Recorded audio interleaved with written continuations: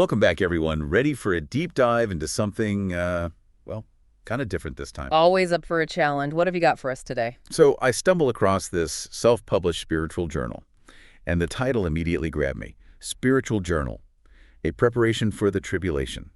I mean, talk about a conversation starter, right? Wow, okay. Straight to the point. And that definitely suggests a specific worldview right from the get-go. Right. It's like, buckle up. Things are about to get real. And the thing is, the whole journal is geared towards preparing for this, well, this period of intense global turmoil, this tribulation. It's interesting how this idea of a coming tribulation has resonated with certain groups throughout history, particularly within Christianity, but also in other apocalyptic traditions. It speaks to a human fascination with end times prophecies, a desire to make sense of uncertainty and find meaning in the face of potential chaos. And this journal, it really dives headfirst into that.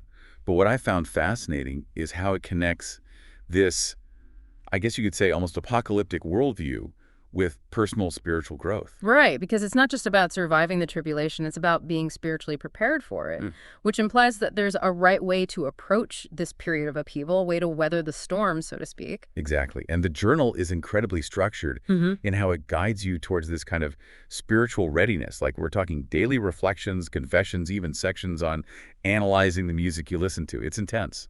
Almost like a spiritual boot camp. It does make you wonder who this journal was intended for. It definitely suggests a certain personality type, something drawn to that level of, I don't know, almost like spiritual self-scrutiny. And a belief in the power of self-transformation, right? Because it's not just about passively waiting for events to unfold. It's about actively preparing yourself, both internally and externally. Yeah, and that's where their whole definition of being good comes in. Because it's not just about, being nice or donating to charity.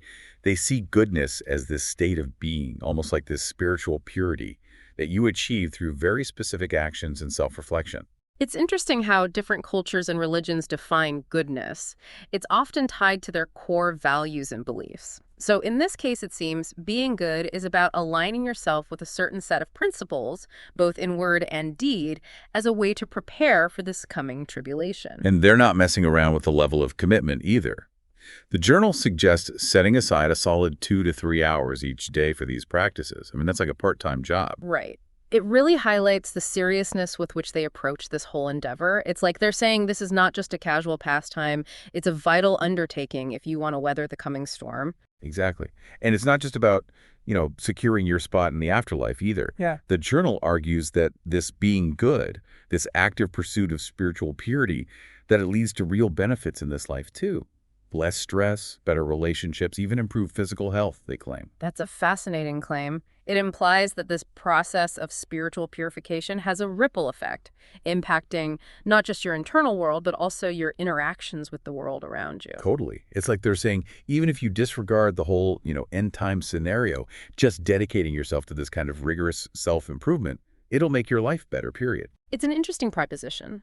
But before we unpack that further, I'm really curious to hear more about these specific practices they outline, because you mentioned music analysis, and that's where things get really intriguing, because we're not just talking about like typical prayer and meditation here.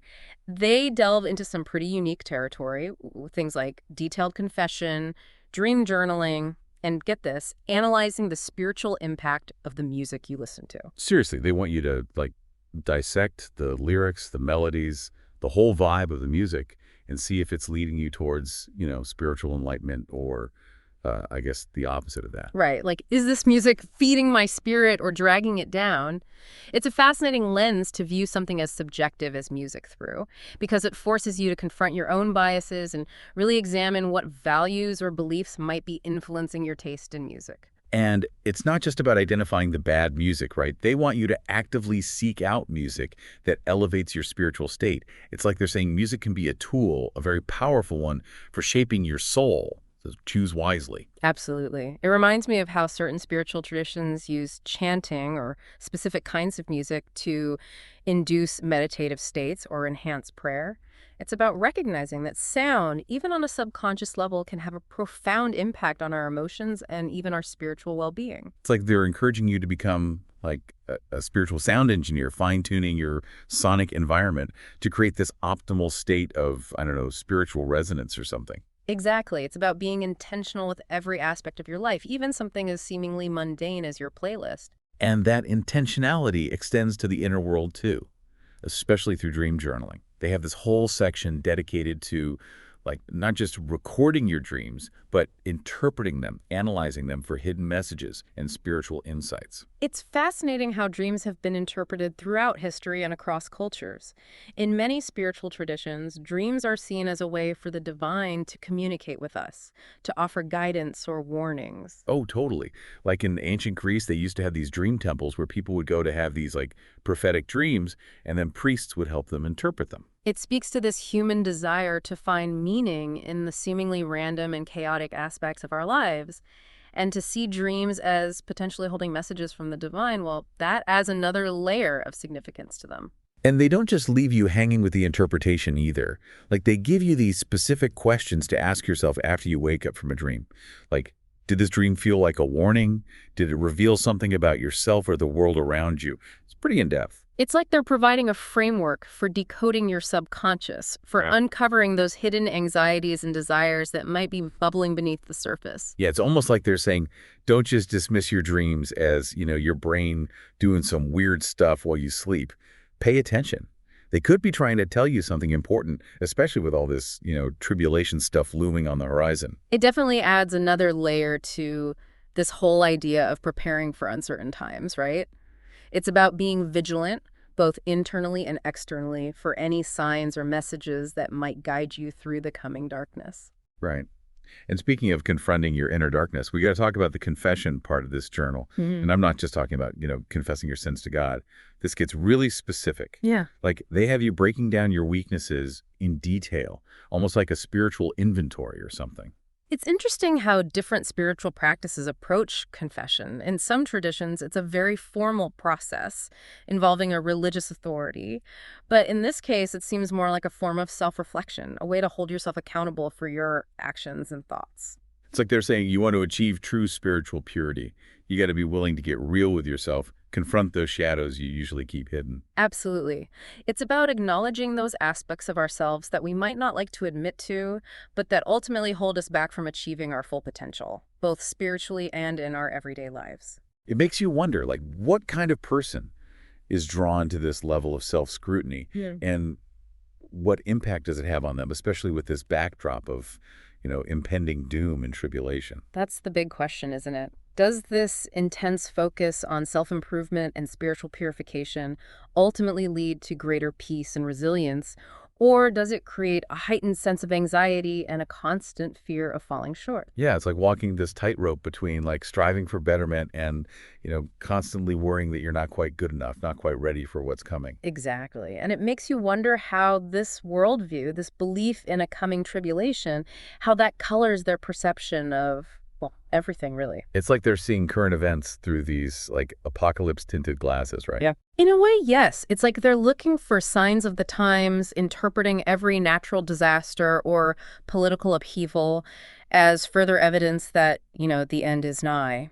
Which is a whole other conversation, right? Like how Um, belief systems can influence how we interpret the world around us. Absolutely.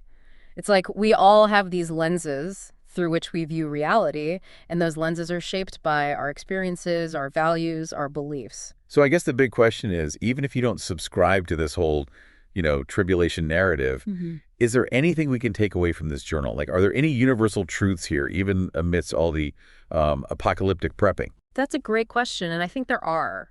Because at its core, this journal, for all its specificities, it's really about self-awareness and personal growth.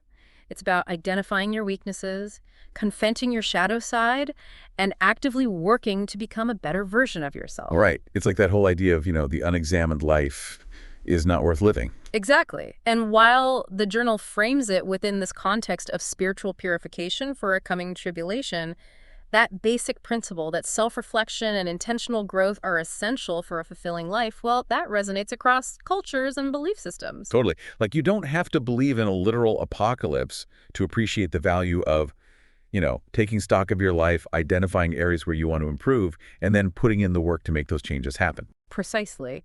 And the journal's emphasis on practices like mindfulness, self-reflection, and even dream journaling, those are tools that anyone can use, regardless of their spiritual beliefs, to gain a deeper understanding of themselves and their place in the world. It's like, even if we don't share the same destination, so to speak, the journey of self-discovery, that's something we all have in common. Exactly. And I think that's a powerful reminder that even within belief systems that might seem very different from our own, there are often shared values and practices that resonate on a human level. It's like they say you can learn something from everyone, even if it's just what not to do. But in this case, I think there's a lot more to glean from this journal than just that. I agree. It's a fascinating glimpse into a particular worldview, and it challenges us to examine our own beliefs and practices, to ask ourselves what truly matters in the grand scheme of things. Well said. And on that note, I think we've given our listeners plenty to ponder today. Big thanks to you for joining me on this deep dive, and everyone listening, keep exploring, keep asking questions, and until next time, happy reflecting.